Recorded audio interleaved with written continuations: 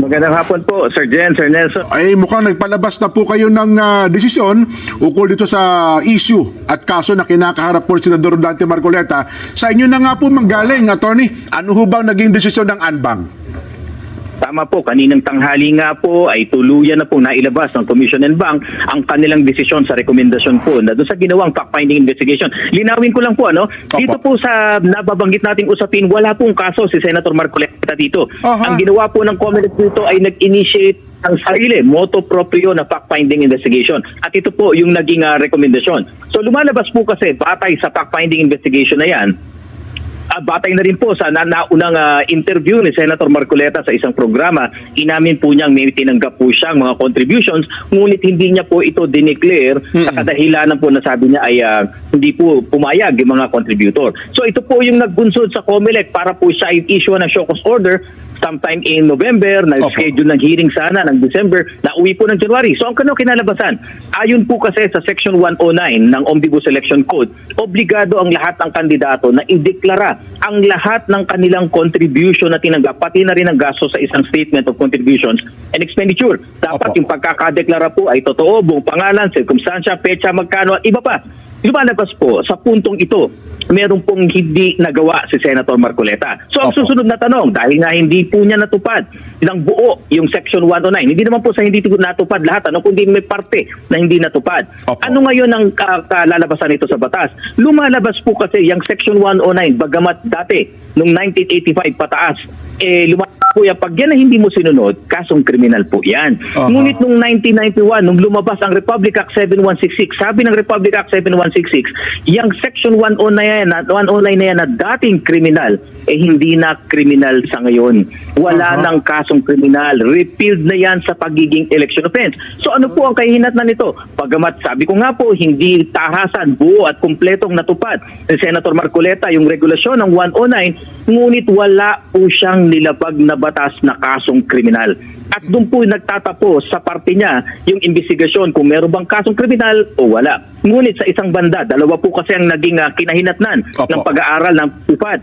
Doon naman sa nagbigay ng contribution, malinaw din po kasi sa Omnibus Election Code, sa Section 98 naman, lahat ng mag-aambag, magbibigay, magdodonate, magko-contribute sa kandidato, ay dapat mag-report din sa Comelec ng anumang uri, halaga, petsa, detalye, pangalan, pati address niya, di ba pa? Sa pagkakataon pong ito, hindi sumunod yung 3 tao na nag-donate ng almost 75 million pesos kay Senator Marcoleta. Next question, napatunayan na natin na hindi nila sinunod, hindi nila tinupad, wala pong report Ano ang mangyayari? Malinaw po sa ating umiiral na batas na nananatiling kasong kriminal, nananatiling election offense, itong parte ng obligasyon na to ng mga contributor o donor. At dahil po dyan sa ikalawang bahagi ng rekomendasyon, inuutusan po ang PIFAD na pagsampa ng kaso sa Comelec Law Department laban dun sa 3 contributor ni Senator Marcoleta na hindi nagdeklara. So yan po ang kinalabasan ng ating resolusyon. Ayun, so sa part ng Senador Marcoleta, wala pong election offense na nagawa siya?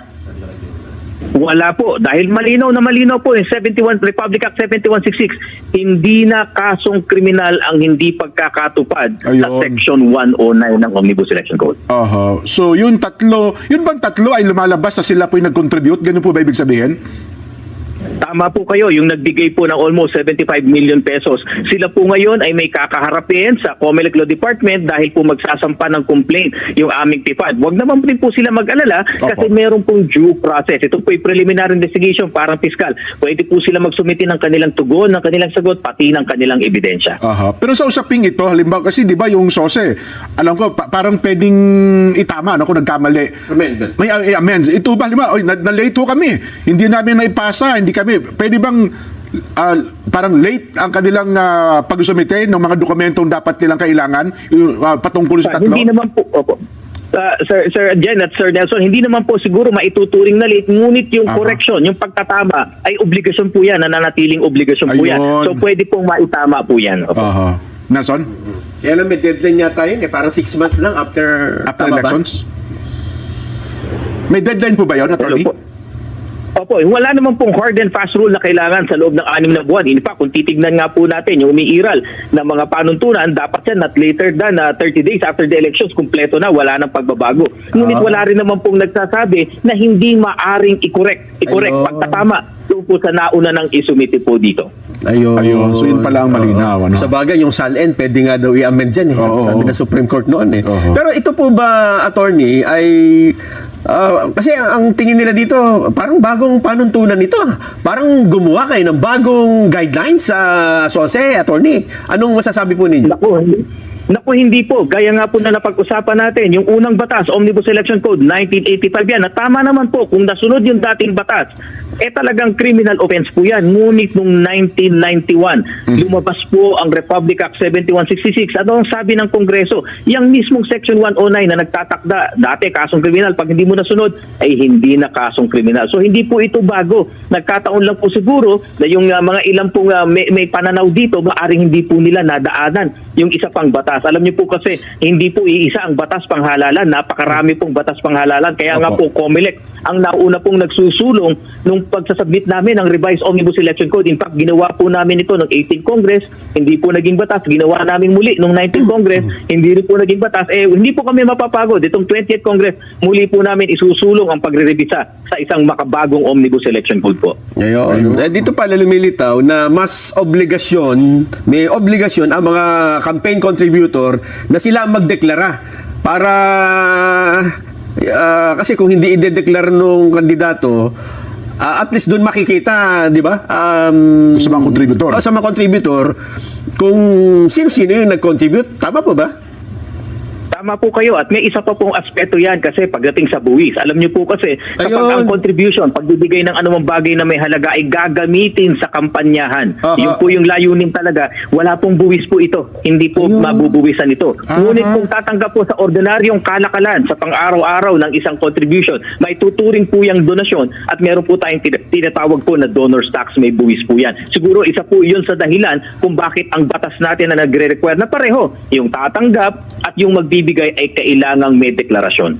Ayun. Oo nga. No? Pero teka lang, naalala ko, di ba meron pong complaint yung grupo ng Bantay Daya, yung kila Attorney Arrow ba yun? Hindi ba kasama ito sa nag-iusapin? Hindi po. Dahil po ito po ay kaka-endorso pa lamang ng ating Office of the Ombudsman. Ito naman po ay diretsong kasong kriminal. Ayoko pong i-preempt ang aming COMELEC Law Department dahil magsasagawa pa lamang po ng preliminary investigation. Ngunit kailangan din po nating i-distinguish ano ba yung kinakaso doon. Dahil ang tanging jurisdiction po ng COMELEC ay para sa election offense. Kailangan malinaw po yan. Kung ang isang bago po na isinasampa ay hindi election offense, halimbawa po ay katulad ng ibang kasong kriminal na nade-define sa revised penal code, Opo. o kaya po yung katulad sa ibang salin, ibang ahensya po ang may jurisdiction po dyan, hindi po ang COMELEC. Yun ba sinampa nung Bantay Daya? Hindi ba sa COMELEC nila inihain yun? Dalawa po, may nauna po sila sa COMELEC at meron pong inendorso pa ang Office of the Ombudsman. Ngunit sa pauna po, parang may kasama po sa aligasyon nila na perjury o yung hindi pagsasabi ng totoo. Meron pong ikalawa doon na patungkol sa SALN po. Parang ganun po yan. Ayaw ko pong i-preempt dahil ongoing po ang preliminary investigation dito. Basta ang nililinaw lang po namin, malinaw po at limitado ang jurisdiction ni COMELEC patungkol lamang dapat sa election offense. Opo. Attorney John Rex, maraming salamat at nalinaw niyo po itong bagay na ito. Magandang hapon po.